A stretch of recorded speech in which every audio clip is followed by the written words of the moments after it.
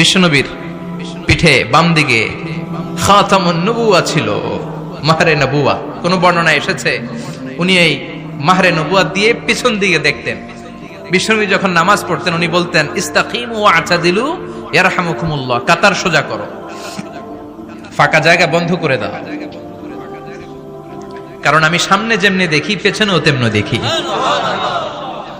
অনেকে বলেন বিশ্বনবী পেছনে দেখতেন এই মাহরে নবুয়াতের জায়গাটা দিয়ে, এটা ছিল বিশ্বনবীর behind CC camera, behind close circuit camera. আল্লাহু আকবার। বিশ্বনবী ছাড়া কোন নবীর পিঠে এরকম মাহরে নবুয়া ছিল নাকি? কথা বলেন। এজন্য ওই নবীরে গালি দিলে সহ্য হয়? কথা বলেন, সহ্য হয়? আবিয়াদুল ইবতাইন, বগল ছিল শুভ্র সাদা। আমাদের বগল কি সাদা?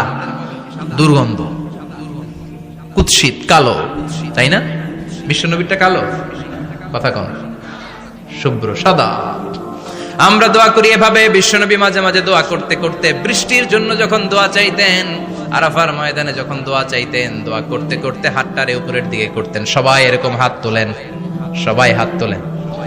বিশ্বনবী মাঝে মাঝে আবেগের চোটে এইখান থেকে হাতটা এই জায়গায় নিয়ে যেতেন। সুবহানাল্লাহ।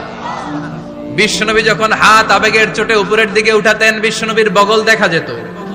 সাহাবারা বলতেন হাত্তা ইরা বায়াদু ইবতাইহি, এই সুযোগে আমরা দেখতাম ওনার বগলটা ধবধবে সাদা, কোনো দাগ ছিল না। মুস্তাওয়াল জাবিন, প্রশস্ত ললাট ছিল। আসাম্মুল আনফ, খাড়া নাক ছিল। বিশ্বনবীর নাক কিন্তু বোচা ছিল না। এরকম চ্যাপটা নাকরে আপনারা কোম্পানিগঞ্জে কি বলেন? চাকমা?